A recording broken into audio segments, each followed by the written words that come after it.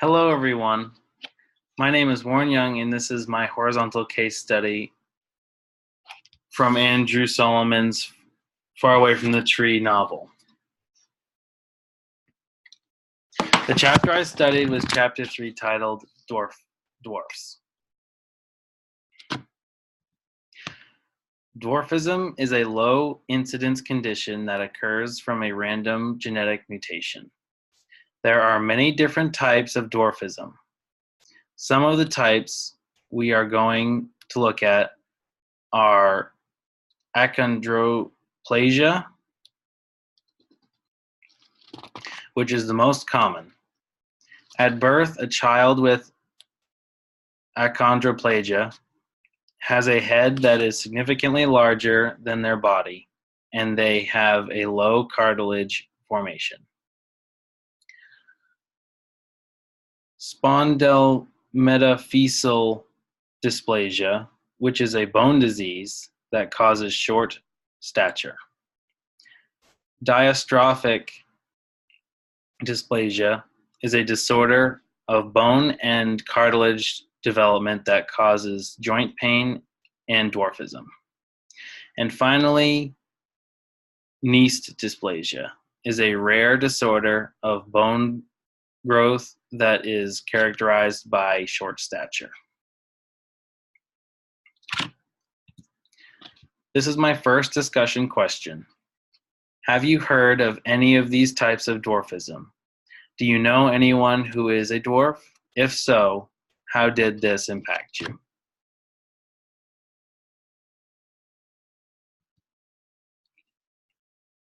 Little People of America, also known as LPA, is a nonprofit organization that provides information and support to dwarfs and families.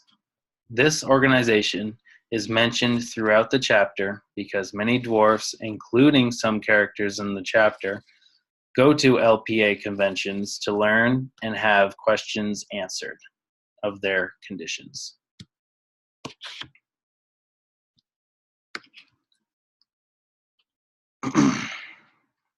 Characters and their stories. The first character was a girl named Anna Adelson. She was diagnosed with achondroplasia. She had some struggles with her dwarfism, but never let it beat her. She also struggled with telling her family that she was a lesbian. The next dwarf we look at is Taylor Von Putten. He was diagnosed with spondylometaphyseal dysplasia. Despite his form of dwarfism, he also never let it get in the way. He hiked and swam with his friends that were average height, but it took a toll on him after a while. His ankles and legs wore out and eventually had to get them replaced.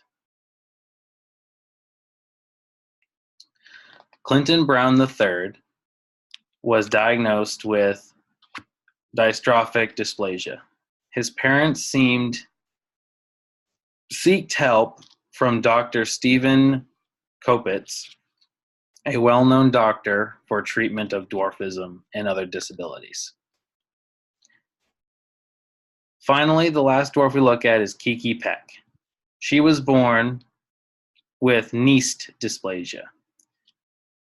She was diagnosed with failure to thrive after she stopped eating.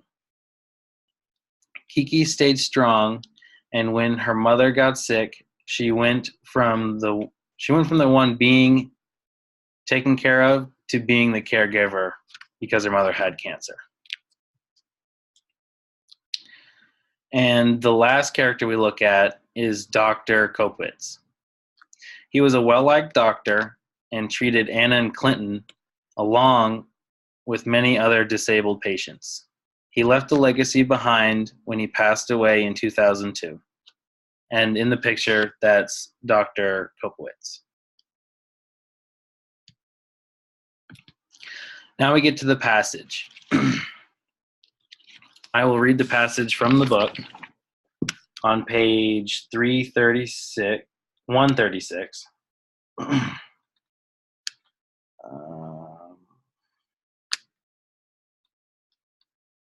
Here we are.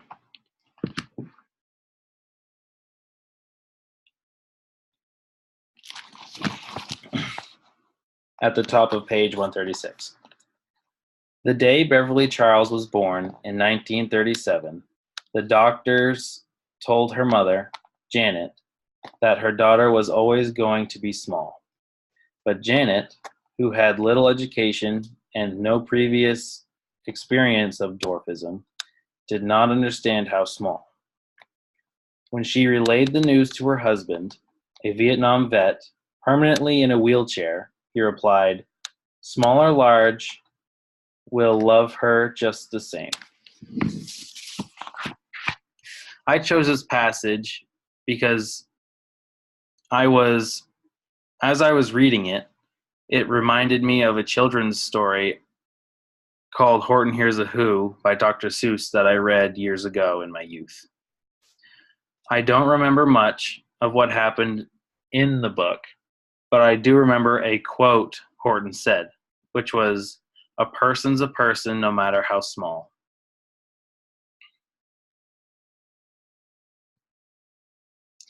This is my discussion question number 2. What is something that you learned about dwarfism that you didn't know prior to the presentation?